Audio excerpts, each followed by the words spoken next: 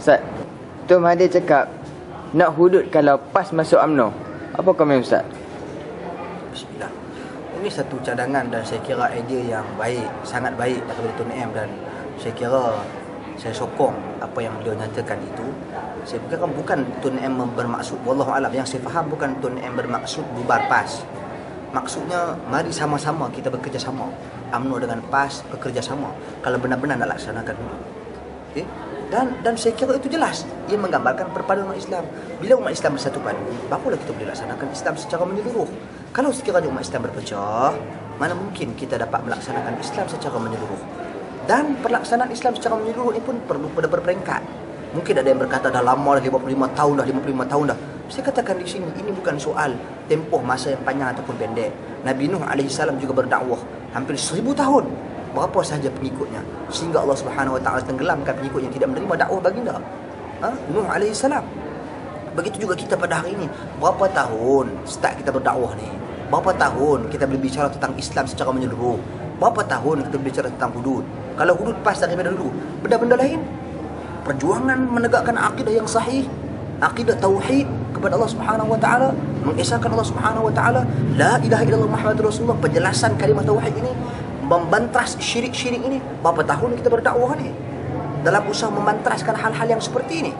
Jadi saya kira benda ni kita kena sabar, kita lakukan secara berperingkat.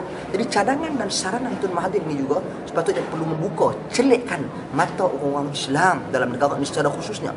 Dan lebih khusus lagi saya katakan orang Melayu, kerana majoriti Melayu adalah Islam. Buka mata, celik mata, seru pemimpin-pemimpin kita semua agar kembali bersatu padu. Bila kita kembali bersatu padu, bila kita ada kekuatan, bila kita ada haibah, bila kita ada ulul himmah, kita akan dihormati. Kita akan menyebabkan golongan-golongan yang benci dan anti kepada Islam akan tunduk, hormat dan patuh. Kita bukan kata Islam itu datang dengan menekan. Kita bukan kata Islam itu datang dengan memaksa. Tidak ada paksa. Non-Muslim jangan takut. Tidak ada paksaan dalam beragama ini. Tidak ada paksaan. Kalian berhak untuk beramal dengan agama kalian. Kerana kita ada perjanjian. Kalian berhak menjadi rakyat Malaysia pada hari ini. Kita juga rakyat Malaysia. Semua kita rakyat Malaysia. Kita dalam masyarakat yang pelbagai agama. Tidak ada masalah. You nak teruskan agama you, teruskan. Cuma Islam sebagai agama persekutuan yang perlu diletakkan di tempat yang teratas. Itu sebagai prinsip dan asasnya saya kira. Jadi saya mengharapkan apa yang saya seru adalah kepada perpaduan umat Islam itu secara total. Saya tidak kira sama ada parti politik, UMNO ataupun PAS dan sebagainya. Yang penting kita semua bersatu.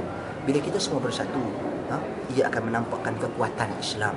Dan ini perintah Allah berlambak-lambak ayat di dalam Al-Quran dan juga hadis-hadis Nabi sallallahu alaihi wasallam keseluruhan yang menyuruh kepada perpaduan sesama muslim. Innamal mu'minuna ikhwah. Itu pun sudah satu ayat sudah cukup untuk menampar mereka-mereka yang seringkali berusaha untuk memecah belahkan umat Islam, memecah belahkan kaum mukminin. Innamal mu'minuna ikhwah. Sesungguhnya orang-orang yang beriman itu bersaudara. Maka saudarakan sesama kita. Hubungkan sesama kita. Mengapa kita mencari persaudaraan dengan golongan-golongan yang benci dan anti kepada Islam? Saya kira di situ